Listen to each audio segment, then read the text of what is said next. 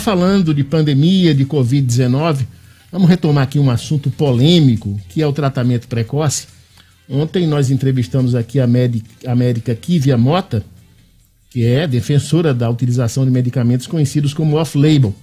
Hoje, então, vamos dar uma visão diferente, que é a visão da médica infectologista, doutora Marise Reis, que é também professora da UFRN e integrante do Comitê Científico do Estado. Boa noite, doutora Marise. Obrigado pela sua presença aqui no Jornal das 6. Boa noite, é um prazer estar aqui com vocês. Prazer é nosso. Boa noite, ouvintes. Ontem, a Universidade Federal do Rio Grande do Norte fez uma entrevista coletiva, né? Onde tiveram a participação de vários médicos, vários cientistas, vários pesquisadores, para desaconselhar o chamado tratamento precoce. Na visão da senhora, quem começa com esses indícios, com os primeiros sintomas de Covid, ao invés de procurar esses chamados tratamentos precoces, a pessoa deve fazer exatamente o que, doutora Marise? Ok. Vamos lá, então. Veja, eu acho que a primeira coisa importante que o público tem que entender é que doença é essa, né? Como é que ela se manifesta e como eu devo me cuidar ao me sentir sintomático, né? Então, começo a ter os primeiros sintomas da doença, que são diversos. Isso é um fator muito desafiador, porque se confundem com várias doenças infecciosas, inclusive com a dengue, que está batendo na porta agora com o retorno das chuvas, né? Então, se a pessoa está bem, de repente começa a ter uma dor de cabeça. Dor de cabeça tem sido um sintoma muito comum, mal-estar, indisposição, sensação de fraqueza, de falta de apetite, de falta de vontade de fazer alguma coisa, e aí vai coisas diversas. Dor de garganta, coriza, diarreia, ou seja, são sintomas diversos. Febre, né? Também, né, doutora? Dores no corpo, febre, né? Só que a febre, é interessante na Covid, ela pode surgir na fase bem inicial, alertando, opa, tem um agente infeccioso aí. Aí ela dá uma recuada e depois ela volta lá na frente quando os sinais de pneumonia aparecem. Sim. Então, para responder a sua pergunta, o que uma pessoa que apresenta os primeiros sintomas de Covid, que está suspeita de Covid, ou porque teve contato com alguém com Covid, deve fazer? Eu diria que a primeira coisa é ele se tranquilizar, ele orientar seus familiares sobre, olha, eu estou com suspeita de Covid, então a partir de então eu preciso ficar recluso, ele deve ficar num quarto separado se isso for possível. Se não for possível ter um quarto só para ele, é importante que todos da família e ele utilizem máscara para evitar se contaminar, isso é super importante. Uma outra coisa que é super importante e que precede qualquer coisa tenho sintoma de provável Covid, não posso ir para a rua, não posso ir trabalhar, não posso ir para lugar algum, não posso ir para o supermercado. Se eu estou com suspeita de Covid, eu não tenho que sair de casa, porque a partir daquele momento eu sou um provável transmissor, eu sou um provável fonte para outras pessoas. Se tiver um filho, doutora, desculpe, se a pessoa tiver com um filho com Covid, pode sair ou deve ficar em casa? Deve ficar em casa. Se eu tiver com qualquer um do meu núcleo familiar com Covid, esse grupo familiar deve ficar em casa. Porque a partir do momento que eu tenho alguém com Covid em casa, os demais estão em um período de observação para a possibilidade de também desenvolverem a doença. Porque a doença, na verdade, o vírus, ele começa a se transmitir uns 2 dias antes dos sinais aparecerem, entende? Quer dizer, se eu tenho alguém com Covid, mas ele que está com Covid, eu vou trabalhar. Aí eu estou trabalhando, daqui a 3 dias eu começo com sinais de doença, quer dizer, eu passei 3 dias trabalhando, doente já, né? Na fase que a gente chama de pródromos, que é o período de incubação, na verdade, mas eu já estava transmitindo, percebe? Quer dizer, então, esse é o fator mais importante no controle da epidemia. A primeira coisa, doutora, é se isolar. A primeira coisa é se isolar. E o que é se isolar? É isso, ficar em casa e aí se observar, né, ter um termômetro para medir temperatura, pelo menos 2 vezes ao dia. Se possível, ter um oxímetro de pulso, isso a gente sabe que é um limitante para as pessoas de baixo poder aquisitivo, porque isso custa R$150, um aparelhinho desse, que é muito simples, mas é caro, né? Então, se o indivíduo não tem condições de adquirir um aparelhinho desse, a minha sugestão é que ele se articule com a atenção básica do seu vizinhança, da região onde ele mora, para ver se é possível utilizar esse recurso da atenção básica. E aí ele deve tomar muito líquido, ficar em repouso, procurar se alimentar bem. Se tiver febre, toma dipirona ou paracetamol. Se tiver dor no corpo, dor de cabeça que está incomodando, toma dipirona ou paracetamol e se observa, né? Porque o que acontece? Eu vou fazer uma conta mais simples. De cada 10 pessoas que pegarem Covid, 8 não vão ter nada. 8 vão passar por essa forma que frustra, que é muito leve. E que, passei um dia com dor de cabeça, mas passou. Ou, eu tive uma dorzinha de garganta, mas passou. Em 2, 3 dias. 8 de 10 vão fazer um quadro assim. Aí estão incluídos, doutora Marisa, os assintomáticos? Aí estão incluídos os assintomáticos, ok? E aí 2 apenas vão fazer um quadro que vai persistir.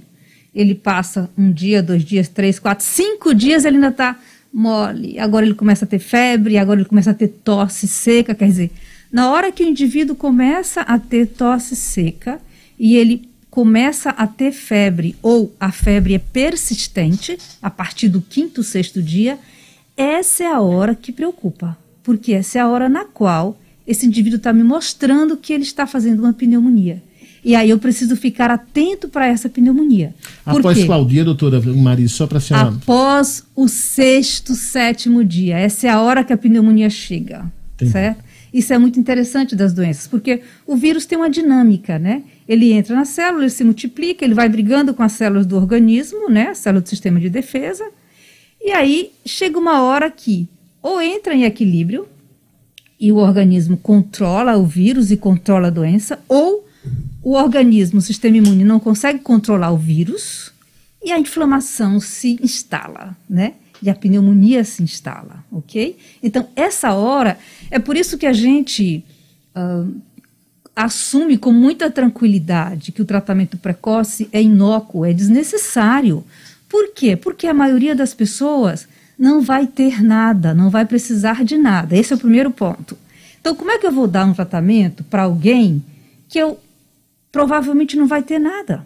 Entende? Quer dizer, esse tratamento não vai servir para nada, exceto causar efeito colateral. É o que a gente tem visto muito. Pessoas que podiam estar bem e quando está lá no 8º dia com diarreia, se sentindo fraco ainda, percebe? Quer dizer, isso a gente tem observado. E provavelmente isso é efeito colateral da medicação. Então, o primeiro ponto é esse aqui. A inocuidade do tratamento precoce se dá por 2 pontos. Primeiro, porque a maioria das pessoas não vai ter nada.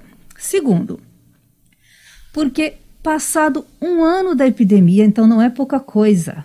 Para efeito de desenvolvimento de fármacos, é um tempo muito curto. Mas essa epidemia, ela mostrou que, globalmente, a ciência, os laboratórios de inovação, eles estão muito articulados e a própria cooperação internacional permitiu que se testasse num espaço muito curto muitos fármacos. São muitos estudos em desenvolvimento desde que essa epidemia começou, porque estamos todos muito assustados, né? Marisa. Claro, desde o começo, todos muito assustados. Pois não. Me permita uma pergunta. Eu vejo a população, eu incluído, né, dividida entre 2 narrativas que não são de médicos contra advogados, não são de médicos contra juízes, são médicos contra médicos. Um grupo de médicos fala, não use, não há comprovação científica. O outro grupo de médicos diz, pode usar, é seguro, temos evidências de que funciona. Em meio a isso, o que fazer? Eu entendo perfeitamente, assim, e fico extremamente incomodada quando percebo a insegurança, né? Eu já tive debates, assim, com vizinho, com amigos, falo assim, poxa, eu sou leigo, não sou médico. O meu amigo que é médico, eu confio e gosto, diz, tome, use, tá aqui a receita. Você que é médico, eu confio, diz, não use, não é necessário, não tem evidência de eficácia. Isso é absolutamente compreensível e isso é lamentável, eu diria. Essa é a palavra mais adequada. Isso é lamentável Por quê? É normal que haja discordâncias, né? As discordâncias fazem parte da vida em todas as áreas, né?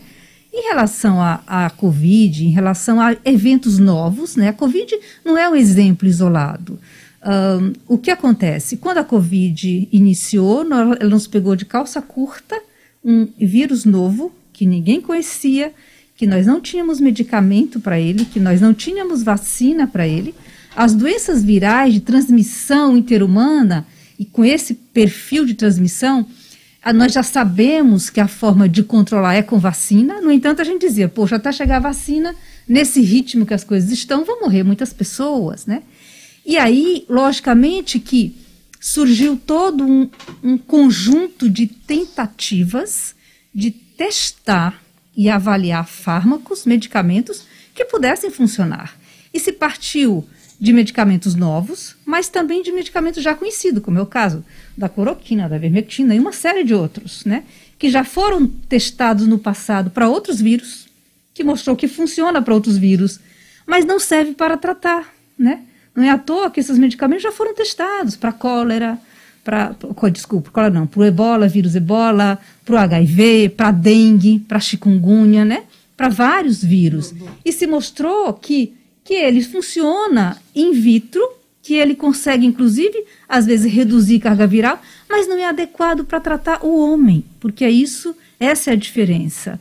Então, ao longo desse ano, vários estudos foram conduzidos para avaliar, será que esses medicamentos que a gente já conhece, que a gente já usa para outras doenças, são úteis para a Covid? Eu queria que a senhora pudesse explicar exatamente, por exemplo, esse relatório hoje do Laís, da UFRN, que traz essas estatísticas aqui a respeito das internações de pessoas no estado que tomaram o chamado, que fizeram uso do tratamento precoce, o chamado tratamento precoce, né? Especialmente a ivermectina, né? 71% das requisições sobre o sistema de saúde pedido no geral, de internação, tinha pessoas que fizeram uso desse kit. Em que medida essas internações, na avaliação da senhora, se científica ou pessoal de observação, em que medida o uso desses fármacos contribuíram para a evolução do quadro desses 71%, na medida em que eles vieram a acreditar que estou mais ou menos protegido? Então, esse é um dos problemas, que assim, além de nós não termos ainda evidência de que o medicamento tem ação antiviral contra o vírus para proteger a pessoa, o outro problema do uso da medicação nesse contexto é que eu vendo uma ilusão. Então, é um indivíduo que compra um medicamento ou recebe um medicamento, que usa e acha que porque está usando o medicamento ele está protegido. Porque venderam para ele a ideia de que aquele medicamento protege. Aí ele se permite sair, ele se permite não aderir às recomendações sanitárias de uso da máscara, de evitar festinhas, né, evitar reuniões diversas, né? Ele vai trabalhar porque precisa e ele vai no ônibus e ele acaba não usando a máscara no ônibus, ele se permite usar uma máscara que não é adequada porque está velha, está folgada e está caindo, isso não serve. Percebe? Quer dizer, então, isso para nós é muito preocupante. Eu entendo que isso é venda de ilusão. Para mim, isso significa venda de ilusão e estou enganando a população. Doutora Maria. Porque ela pensa que está protegida e ela não só não está protegida de se contaminar, como ela não está protegida de fazer formas graves. E esse grande volume, só um minuto, esse grande volume de pacientes que chegam para internar e tomar a medicação é a prova cabal disso. Não tenha dúvida. Porque se ela protegesse, os que chegariam ali seriam os que não tomaram, concorda? É para chegar gente que não tomou. Já que tomar remédio me protege, então quem tomou o remédio não deveria estar adoecendo, não deveria fazer formas graves. E isso porque o Regula só olha doente grave, doente que interna é doente grave. Esse doente grave, gente, lembrando, daqueles 2 dos 10, é a ponta do iceberg. A maioria dos doentes, a maioria das pessoas infectadas não vão para o hospital. Não estão nessa estatística, entende? Então, esse é um ponto que a gente precisa ter clareza. Ontem, na coletiva, Ion mostrou um dado muito interessante, que nós já apresentamos esse comentário ano passado, em relação à mortalidade, né? A mortalidade em Natal, desde o ano passado, é maior do que no resto do estado, do Rio Grande do Norte. E olha que nós temos em Natal o melhor parque tecnológico de saúde. Os melhores hospitais estão aqui, as melhores equipes estão aqui, as melhores UTIs estão aqui. Então, como é que justifica, na melhor estrutura de saúde do estado, eu ter uma mortalidade maior? Certo? Quer dizer, então, isso provavelmente tem a ver com essa exposição maior. E se eu uso a medicação, pode ser que eu esteja, não, eu vou esperar, não vai acontecer nada, e aí eu acabo indo mais tarde para o serviço de saúde. Então a gente tem isso também, né? Às vezes o indivíduo protela a hora de chegar e chega mais grave. Doutora, isso também acontece. Em todo canto, desde que eu me entendo, eu sempre digo assim, a doença tem que ser tratada no início. O tratamento no início, o câncer, olha, a solução do sucesso do tratamento é você começar logo, a mulher tem que se tocar, fazer o autoexame. Toda vez a gente faz o início. Porque essa proposta de a gente tem que esperar 7 dias. Então, é exatamente porque a gente ainda não tem um antiviral. Na hora que nós tivermos um tratamento que tem ação contra o vírus, que seja capaz de bloquear o vírus no organismo, de evitar que o vírus se multiplique, que é isso o tratamento que eu quero. Eu quero um tratamento que seja capaz de evitar que o vírus consiga se multiplicar. Na hora que eu tiver esse tratamento, ele deve ser iniciado o mais precoce possível. Aí sim, um antiviral potente deve ser iniciado nas primeiras 48 horas do início dos sintomas para as pessoas de risco. Vejam que, mesmo quando nós tivermos um bom antiviral, isso já acontece com a influenza. A influenza também é uma doença que mata. Já tivemos muitas mortes por influenza e temos um bom antiviral. Aliás, mais de um contra a influenza. O oseltamivir, que é um antiviral, inclusive oral, ele está indicado para iniciar nas primeiras 48 horas, mas de indivíduos que são de risco para fazer forma grave, não de todo mundo. Se eu sair por aí dando remédio para todo mundo que tem vírus, influenza, eu vou rapidamente ter resistência e vou perder meu tempo, porque a maioria não vai ter forma grave. Percebe a diferença? Doutora, então, assim, só para encerrar com a pergunta que ele fez e para não deixar dúvidas. O ideal, sim, é começar um tratamento de uma doença infecciosa o mais rápido possível. Mas começar com um medicamento que funcione. Um medicamento que seja eficaz, que seja, de preferência, específico para aquele vírus. É isso que nós estamos ainda aguardando.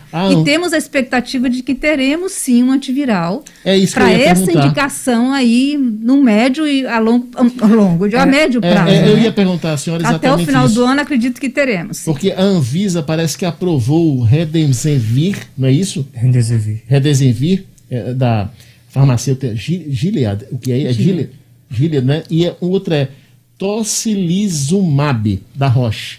Esse GVV é os 15 mil reais, né?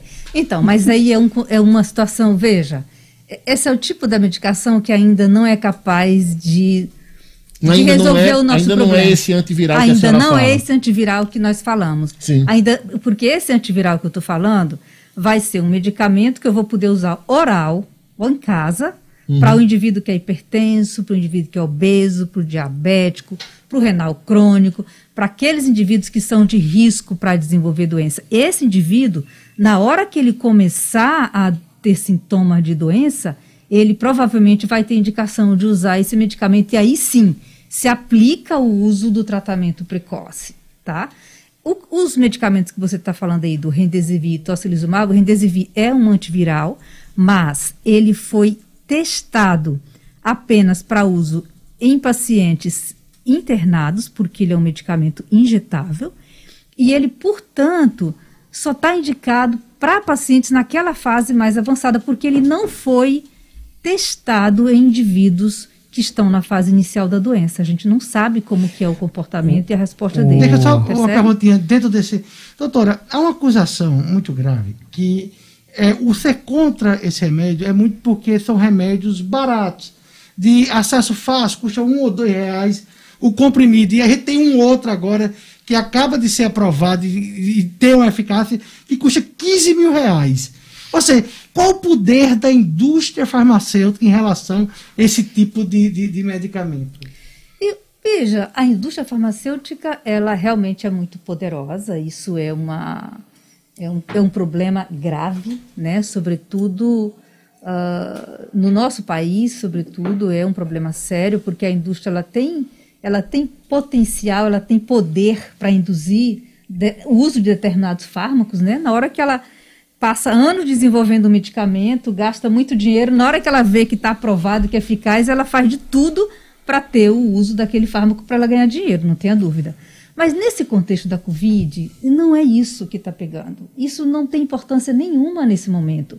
Por que não tem importância? Porque, de fato, nós estamos ainda à deriva no que diz respeito à falta de um antiviral eficaz contra o vírus a ser utilizado em qualquer fase da doença. Veja que as respostas ou os tratamentos que são utilizados pelos intensivistas nas unidades de terapia intensiva são oxigênio, dexametasona, que é um corticoide, e ele faz uma modulação da resposta imune, ele é um anti-inflamatório especial. O tocilizumab, que tem indicações restritas, ele não é indicado para todo doente que está na UTI, ele é indicado apenas para o doente que chegou na UTI, está nas primeiras 48 horas, ainda não foi para o tubo, ou acabou de ir para o tubo, fora isso ele não está indicado, então é muito restrito. O Remdesivir, que é um antiviral, também não está indicado de forma indiscriminada. E o uso dele também ainda está sob discussão, né? As avaliações ainda são controversas, né? A gente já sabe que ele é um antiviral, sim, que ele tem eficácia, sim, mas parece que ele não dá a resposta que nós precisamos nesse momento, que é de combater o vírus e fazer com que eu não chegue lá na frente, naquela resposta inflamatória que a gente chama de tempestade de citocinas, que faz com que o indivíduo tenha inflamação de vários órgãos, não só do pulmão, né, mas que infarte, faz AVC, etc. Então, só para concluir em relação à pergunta que ele me fez, essa axioma, essa falácia de que o problema é um preconceito com medicamentos baratos não se aplica, não é verdade. Não é por isso, e logicamente que nós que estudamos, que ensinamos, né, e que temos todo um compromisso com a saúde da população, jamais íamos nos prender a não querer usar o medicamento porque ele é barato. Isso não existe. Pelo contrário, quando vamos prescrever a medicação, um dos itens, um dos critérios para uso, para escolha, é ser o mais barato. Entende? Para nós, o custo é muito importante, porque essa conta é paga por nós. Seja a pessoa que vai pagar o remédio, seja o serviço público ou o serviço privado. Quem paga é o sujeito, é o cidadão. Somos nós que mantemos o SUS, né? No Brasil, por exemplo. Que a entrevista da senhora está bombando aqui. É um sucesso. Eu vou pegar o gancho de Gustavo para fazer uma pergunta nessa linha.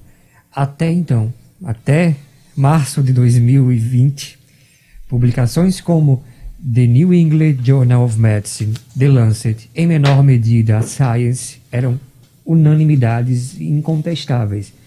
Do dia para a noite eu vi médicos atacarem publicações como, especialmente a The Lancet, e um pouco nessa linha de interesses farmacêuticos por trás de publicações, questões éticas, questões que seriam menos republicanas de menor interesse público. Isso me invoca a questão de como a ciência, em torno da qual havia uma unanimidade, foi, não só no Brasil, mas no mundo todo, politizada. Porque me parece que também há uma coisa de polarização dentro da ciência. Eu vejo cotidianamente nos grupos de WhatsApp, por exemplo, mas o especialista disse isso. E alguém surge, mas o especialista disse o contrário. Como é que a senhora tem visto esse momento em que me parece que a ciência, que era um pilar de confiança, deixou de ser confiança para ser fonte de desconfiança? Opa, então vamos ver. Veja, política é uma... Nós somos políticos por natureza, o ser humano, e isso é super importante. Quando você vê alguém que diz que não tem posição política, desconfie dele. Não é uma pessoa de confiança. Eu gostaria só de revisar uma coisa com você. A ciência não está sob desconfiança. Pelo contrário, a ciência nessa temporada, e ela não tem lado diferente. Os homens têm, os homens, nós cidadãos, homens e mulheres, temos posição política. A ciência não.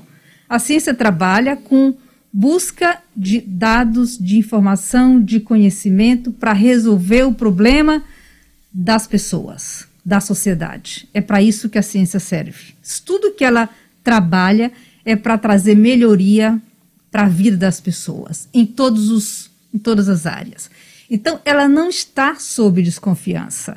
O que acontece é que, e pelo contrário, quando você fala que jornais como New England, The Lancet, que são nossos referências em publicação médica, elas não estão sob desconfiança. Pelo contrário, naquele momento anterior no qual havia uma ânsia, uma sede por produção científica que me trouxesse informações rápidas e objetivas sobre o que estava acontecendo no mundo com essa Covid, os jornais abriram as portas para aceitar publicações, talvez de forma mais elástica, com menos critério, até porque eles abriram as portas mesmo, tipo, se a Covid existe uma fila enorme para publicar, e se era Covid, ele tipo pulava a fila. Entendi. Aquela retratação do Lancet, quando tirou um artigo de um cientista famoso de Harvard, porque ele próprio pediu para retirar, porque ele percebeu que os dados dele não eram de confiança, aquilo mostra que sim é de confiança. Ou seja, eu publiquei um artigo e depois eu percebi que ele não era adequado e ele foi retirado. Então, o que eu estou querendo dizer para você é que esses periódicos médicos, que são referências para nossas tomadas de decisão e para nossos estudos, eles continuam de confiança e continuam sendo nossas referências, tá certo? Isso é uma coisa importante, né? E a ciência, ela não está sob júdice. Mas não tem, pelo contrário, não tem. É a ciência, só um minuto, é a ciência que está nos permitindo dizer com confiança que ainda não temos fármacos adequados, efetivos contra a Covid. É a ciência que está me dizendo isso. Doutora Marise. Tá certo? Não fosse a ciência, só um segundo. Pois não. Não fosse a ciência, eu ainda estaria me movendo por um sentimento de compaixão que é normal que tenha. Veja, o médico lida com vidas, né? Isso é muito nobre, isso nos move enquanto médicos e isso nos faz buscar o que existe para salvar a vida do meu doente. Então, na hora que eu não sei o que fazer com ele, eu saio buscando todas as opções e eu sou movido por um sentimento que chama de compaixão. Foi o que aconteceu naquele momento inicial ao humano.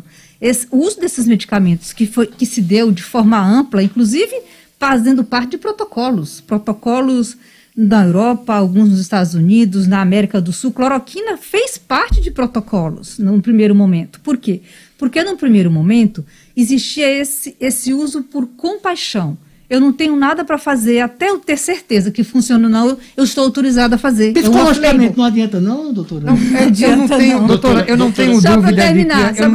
Eu não tenho dúvida. Eu não tenho dúvida Isso é compaixão. Nenhuma. Eu não tenho dúvida nenhuma da utilidade da ciência. A pergunta que eu fiz foi exatamente porque eu escuto médicos agora contestarem porque a hidroxicloroquina, porque é uma conspiração da indústria farmacêutica que tem interesse.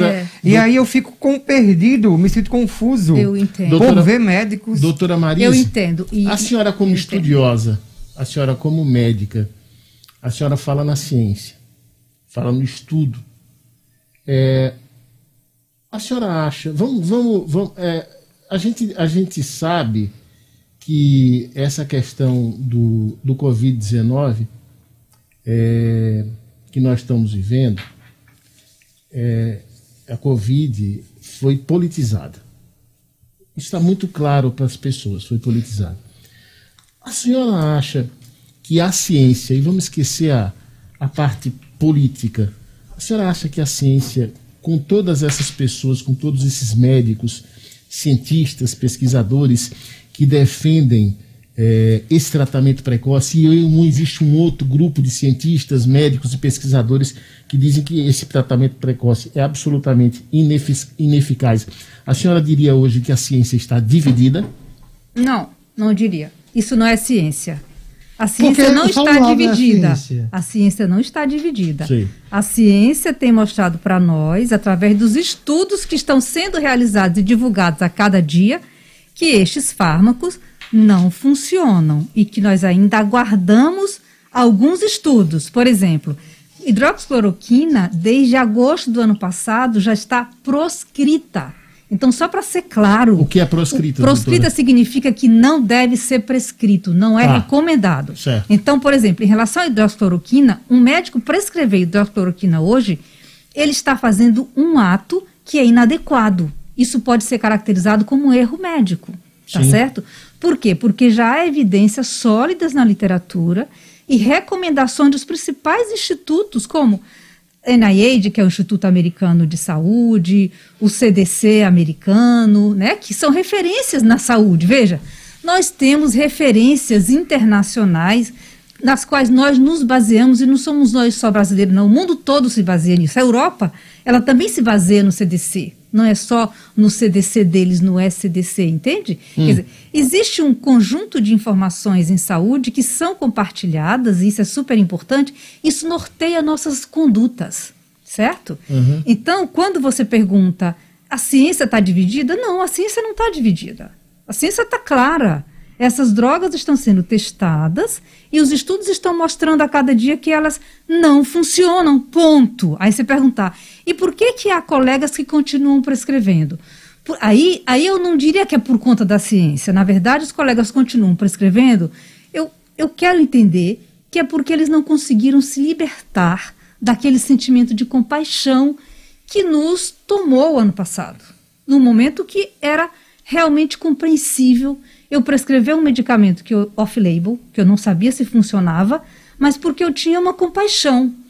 Eu não tinha dado, hoje eu tenho dado. Então, prescrever hoje é um erro. Alguns médicos, alguns colegas da senhora, que são adeptos a esse tratamento precoce, eles dizem reiteradas vezes que usar a ivermectina, mesmo que ela ainda não tenha a comprovação científica, não é perigoso. Qual é a opinião da senhora? Olha, hoje eu me deparei com uma lembrança. Eu sou infectologista há mais de 30 anos, né? E eu lembro que há cerca de 20 anos... A senhora também é professora? Sou professora da universidade. Há cerca de 20 anos, talvez 20 ou um pouco mais, nós tivemos um antimicrobiano, uma quinolona. As quinolonas são antibióticos muito utilizados para infecções do trato urinário, pneumonia. Essa quinolona, ela estava já liberada para uso nos Estados Unidos e ela ia ser lançada no Brasil em um congresso de infectologia. E aí era uma mega estrutura. Essa quinolona ocupava um stand gigante no congresso, porque as indústrias jogam pesado nos congressos médicos. E aí o que aconteceu? Na semana anterior ao congresso, houve uma notificação de uma lesão hepática grave por esse antibiótico novo que ia ser lançado, e o doente morreu. Você tem uma ideia, esse antibiótico saiu de linha, ele foi retirado de mercado por conta desse evento. Você percebe? Recentemente, agora, na última semana, nós tivemos aí relatos de colegas que trabalham com fígado e com transplante, reportando que tiveram pelo menos 3 doentes que chegaram em São Paulo com lesão hepática grave e que demandaram transplante. Essa informação, por si só, já é suficiente para retirar de uso um fármaco, não importa qual seja, e nem para o que seja, percebe? Quer dizer, então, quando você diz, na minha opinião, esse é um medicamento que é seguro para a indicação para a qual ele está aprovado. É um medicamento que a gente usa muito para tratar verme, piolho. Só refazendo a pergunta usa escabiose, certo? E o outro lado, quantas pessoas já morreram então tomando só água, se hidratando, suco de laranja e repouso? Então, veja, provavelmente nenhum. Porque, na verdade, assim, Quando você diz assim, tomando sua água, suco de laranja de repouso. Não, mas é basicamente isso. Então, desculpe, mas eu tenho assim. Perfeito. Não, perfeito o seu comentário. Mas essa é a recomendação que a gente faz, Gustavo, nos primeiros dias da doença. É aquilo que eu comentei. Se você começou a doença e daí você, 4º, 5º dia, começa uma tossezinha, uma dor nas costas, parece que dói quando eu vou me deitar, é uma dor meio estranha, até isso a Covid é esquisita, porque a dor dela não é a dor característica das pneumonias comuns que a gente está acostumado a diagnosticar e tratar, né? Então isso é muito estranho. Eu já tive médico, pneumologista, para você ter uma ideia, que estava com pneumonia por Covid em casa, e ele disse assim, Marisa, eu estou sentindo uma dor aqui no meio da coluna, mas eu acho que não é do pulmão não, acho que é da coluna. Não, médica, olha isso. Quer dizer, os sintomas da Covid realmente são muito traiçoeiros. Mas só para concluir o que você disse, eu acredito que ninguém morreu só tomando água com açúcar, não. Por quê? Porque, na verdade, na hora que ele apresenta sinais de que tem pneumonia, essa hora ele precisa ser avaliado por um médico para fazer exame de sangue, para ver o quanto ele está inflamado, para saber se ele tem algum marcador no exame de sangue de que ele, tome cuidado, esse indivíduo pode ter uma forma mais grave. A gente já sabe isso. Os pacientes que têm baixa quantidade de linfócitos, os pacientes que têm um PCR, que é uma prova de atividade inflamatória acima de 76, tome cuidado, ele fica de olho nele porque ele tem chance de fazer uma pneumonia mais grave. E esse sinal aparece aí por volta do 4º, 5º dia, certo? Então, eu tenho, só que para isso eu preciso de um serviço de saúde que dê acesso à população, certo? Nós temos? Então, é isso, nós temos como ter, né? É muito mais importante eu abrir a atenção básica para receber as pessoas, atenderem, examinarem, colher exame que é necessário, permitir fazer essa situação dele, exemplo, do que abrir um centro Covid para distribuir remédio. Mas, por exemplo, a senhora é a favor quando, por exemplo, o governo do estado não abriu hospital de campanha. O que é que a senhora acha? Veja, eu acho que é muito interessante, né? O estado não conseguiu abrir hospital de campanha porque o Sindicato dos Médicos entrou na justiça contra o projeto que ele tinha, e isso foi, eu acho que a glória para o estado. Sabe por quê? Como ele não pôde abrir o hospital de campanha, ele se empenhou para abrir leito de UTI no estado inteiro. E eu acho que isso está salvando vidas no interior do estado. Certo? Doutora Marise? O estado mais que dobrou o número de leitos de UTI no estado. Quer dizer, é muito mais do que teria sido um hospital de campanha. Doutora Marise? Nós temos hoje um volume de UTIs que espero que a gente mantenha nessas UTIs. Doutora Marise, deixa eu fazer só uma pergunta aqui. Diga, desculpe. É o seguinte... Normalmente, eu recorrentemente eu fico tentando acessar algumas publicações de fora do país acerca do Covid-19. E existem alguns debates, alguns questionamentos de cientistas no mundo inteiro, porque eles dizem o seguinte, o que é que eles defendem, o que é que eles arguem, é o seguinte, historicamente, para você desenvolver uma vacina eficaz, ao longo de toda a história, isso demandava anos e anos e anos e anos e anos. E na Covid-19, especificamente, nessa pandemia, as vacinas foram desenvolvidas o quê? Num ano, doutora Marise? Menos de um ano, Menos de um ano, Quer dizer, a Covid começou, o vírus foi mapeado em janeiro. Sim. Nós, em outubro, já tínhamos vacina. Essas vacinas, na sua opinião, como pesquisadora, como professora e como médica, são realmente confiáveis? São confiáveis. As vacinas que em fase 3, a vacina, ela é um produto extremamente caro do ponto de vista da sua utilidade, da sua capacidade de mudar a nossa relação com as doenças. As vacinas, para você ter uma ideia, são as ferramentas hoje mais poderosas para evitar mortes no mundo todo. São muito mais potentes do que os antibióticos, por exemplo, né? Então, quando você pergunta, como é que eu posso confiar numa vacina que em 8 meses já estava sendo testada? Quer dizer, na verdade, eu acho que assim, hoje nós vivemos num mundo que é mais rápido em tudo, né? Hoje, quando nasce um bebê, você pensa, nossa senhora, parece que já nasceu falando. Não parece que é assim? Então, nós todos temos a tecnologia, as inovações que a gente tem em saúde, sobretudo, elas nos permitem produzir desenvolvimento muito mais rápido. Então, por que as vacinas se tornaram disponíveis tão rápido? Porque nós já tínhamos grandes grupos de pesquisa de vacinas no mundo inteiro trabalhando com plataformas que trabalham com o DNA, com o RNA do vírus. E isso facilita o processo de construção.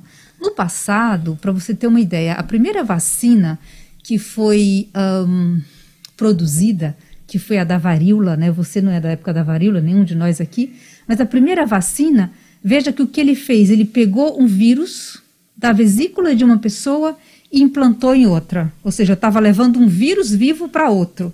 Depois vieram vacinas inativando esse vírus, matando ele por calor, etc. Depois com bactérias, ou seja, mas durante muito tempo eu trabalhava com estruturas vivas para produzir vacinas, né? Hoje eu não preciso mais disso. A tecnologia, não preciso mais disso. A medicina após essa pandemia, a senhora concorda que teve um avanço monstruoso a nível de estudo, né? A medicina já vem num avanço monstruoso há muitos anos. Então, assim, hoje, isso é um grande desafio para nós que fazemos medicina, porque ela está associada a uma grande inovação tecnológica no que diz respeito a melhorar diagnóstico, melhorar tratamento. Se você observar o tratamento de doenças que até então as pessoas morriam porque não tinham tratamento, hoje elas continuam vivas. Eu transplanto intestino, fígado, rim, né? Pele, não é verdade? Então, a medicina já vem num avanço muito grande. Eu acho que a Covid, ela talvez nos leve para dar um passo atrás, sabe? Um passo atrás? Eu acho assim, na perspectiva de nós olharmos que medicina é essa que nós estamos fazendo. Então, por exemplo, essa dubiedade de tomada de decisão, né, que tem acontecido não só por parte de colegas médicos, mas até de gestores, né, porque isso também tem atrapalhado muito. A gente imagina que talvez a gente precise dar um passo atrás para estudar mais, né? Então, por exemplo, para olhar para a medicina baseada em evidências, essa é a ciência na medicina, ela está baseada nessa área que a gente chama de medicina baseada em evidências, e que dar o passo atrás que eu digo é isso, é nós olharmos o que nós já construímos de evidências para tratamento de várias doenças, para diagnóstico e tratamento de várias doenças, e que nós sabemos o que deve fazer, mas não fazemos. Né? Existe, só quando eu digo dar um passo atrás, estou falando de uma estratégia que existe hoje, que é muito discutida, que chama Choose Wisely, que significa fazer mais com menos. Entende? Quer dizer, é eu parar de super usar recursos quando eu poderia resolver com menos. Então, eu acho que hoje nós usamos muitos recursos tecnológicos para resolver um problema e que talvez eu pudesse resolver o problema gastando menos e utilizando menos recursos. Eu digo é nesse aspecto, ok? De otimização de recursos, não só financeiros, mas recursos tecnológicos e atrás das evidências. Talvez fazer esse mapeamento. O que eu já tenho de evidência? Né? A senhora integra o comitê estadual, não é, de enfrentamento à Covid, e aí eu vou falar especificamente desse comitê, apesar de eu perceber isso em outros. Eu tenho a impressão, às vezes, que não há preocupação social nas recomendações que vocês emitem. Eu entendo que são profissionais muito mais ligados à área da medicina e estão ali emitindo recomendações com relação à transmissibilidade para diminuir a questão de transmissão, porque há a questão de leitos ocupados. Mas às vezes fica a impressão, especialmente num estado onde metade das pessoas tem renda média mensal de R$290, que falta um certo cuidado na hora de expedir recomendações que vão ter um impacto social enorme. Por exemplo, como é que eu vou falar para pessoas que eu conheço na periferia que é possível plenamente implementar métodos de prevenção quando elas não têm condições de ter distanciamento dentro de casa, quando não há álcool, quando não há, às vezes, água e sabão, e pessoas que dependem de sair naquele dia para conseguir comida naquele dia. Como é que eu vou dizer a essas pessoas para ficarem em casa? Super obrigada por trazer essa pergunta, e eu digo para você que não é verdade. Olha, esse comitê, a gente até tem dito que esse comitê, ele é mais um comitê de amigos do que de ciência. Eu digo no seguinte aspecto: nós temos uma preocupação enorme com a questão social. Isso tem pautado todas as decisões do comitê. A questão social tem pautado as decisões do comitê mais até do que as evidências científicas para bloquear a transmissão do vírus. Por que eu digo isso? Porque se o que pautasse a nossa decisão fosse só a preocupação com como é que eu bloqueio o vírus, nós teríamos, desde o ano passado, em pelo menos 2 ou 3 momentos, orientado o Estado a fechar tudo. Fechar tudo significa o tal do lockdown que a Europa consegue fazer e nós nunca conseguimos fazer. Se você observar nossas recomendações, em nenhuma delas consta essa palavra lockdown. Nós falamos de restrições, de afastamento social, de uso de máscara, mas nunca mencionamos o termo lockdown, por entender que as nossas condições sociais do Brasil, e aí é um problema do Brasil, na verdade. Por quê? Porque nós temos um governo federal que foi absolutamente irresponsável no manejo dessa epidemia. Ele tinha que ter feito a coordenação desse processo, ele tinha que ter criado um comitê de crise e de manejo dessa epidemia lá em fevereiro e não ter largado ele do ano passado e ter sido ele o norteador das políticas para os demais comitês, percebe? Porque aí esse governo teria que ter dado condições para que as pessoas pudessem ficar em casa sem morrer de fome, percebe? Quer dizer, é claro que uma pessoa que não tem salário, que não tem emprego, ela não vai conseguir ficar em casa, é normal e nós sabemos disso e nós entendemos que isso é um grande limite para o contexto, não é só do Rio Grande do Norte não, do país todo. O Brasil inteiro vivencia essa epidemia de uma tragédia. A forma como o Brasil lida com isso hoje é precaríssima, exatamente porque nós não tivemos, desde o momento, proteção social necessária para garantir que as pessoas ficassem em casa, sobretudo as pessoas com baixa renda. Doutora Marisa, uma pergunta assim... A última. Quantos pacientes a senhora tratou e se a senhora já teve coronavírus e tomou só água? Eu não tive coronavírus, né? Na verdade, é muito engraçado porque, assim, de um ano para cá, cada vez que a gente sente uma dor de cabeça, chega em casa cansado com... Ai, meu Deus, será que eu estou com coronavírus? Então, assim, na minha casa, eu e meu marido somos médicos, por exemplo, então... Do ano passado para cá, ele já ficou isolado umas 3 vezes. Teve uma vez que ele ficou 14 dias isolado. E eu testei 2 vezes, porque ele continuava sintomático e tal. E a gente acabou não sabendo o que ele tinha, mas parece que não foi coronavírus. Mas eu não tive esse diagnóstico ainda, já me testei em pelo menos 2 momentos que eu fiquei com sintomas, que poderia ser, mas não eram. E, enfim, não tive. Então eu não tive, mas dessa vez que meu marido esteve sob suspeita de ter coronavírus e que eu também estive sob suspeita, nós nos tratamos com recomendação que eu faço para todo mundo. Remédio para dor, hidratação, isolado lá em cima. Ele chegou, inclusive, a ir para o hospital para ser avaliado por um colega, né? Levou, fez exame de sangue, fez o que precisava e aí a gente fez sorologias, porque também quando o paciente tem Covid ou sintomas de doença viral, isso pode ser dengue. Então, na época, a gente ficou indo, será que é dengue? Será que isso é chikungunya? O que ele tem, né? Bom, doutora... então, só para terminar a pergunta dele. Porque ele perguntou quantos pacientes eu tratei. Sim. Veja, eu sou infectologista há, sei lá quantos anos, mas um pouco mais de 30 anos. Eu fiz prática clínica até 2011, quando eu me tornei dedicação exclusiva na universidade. Então, hoje, Eu não cuido de pacientes, não posso fazer consultório, por sua dedicação exclusiva, e eu não cuido de pacientes em hospitais particulares. Meu cuidado com o paciente se dá no ambulatório que eu faço no Instituto de Medicina Tropical para pacientes com HIV. Fora isso, no contexto da Covid, eu tenho cuidado de pessoas por telefone. Eu tenho cuidado de amigos, de colegas, de familiares, eu tenho cuidado de pessoas aqui no Rio Grande do Norte, na Paraíba, e no Maranhão, em Teresina, porque por telefone você consegue fazer isso à distância com muita tranquilidade, e faço dessa forma. Eu começo a conversar, eu colho uma história, vejo como é que ele está sentindo, oriento as pessoas das quais eu tenho cuidado.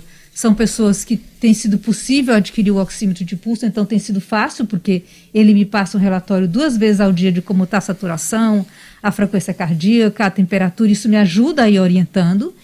E aí, alguns pacientes eu precisei mandar para o hospital, né? Assim, eu fui orientando, acompanhando, fazendo fisioterapia, que é uma outra coisa que é importantíssima, quer dizer, o fisioterapeuta é um profissional que vale ouro em tempo de Covid, em todas as fases da Covid, antes dele fazer pneumonia, quando está com pneumonia e pós, no tratamento das sequelas.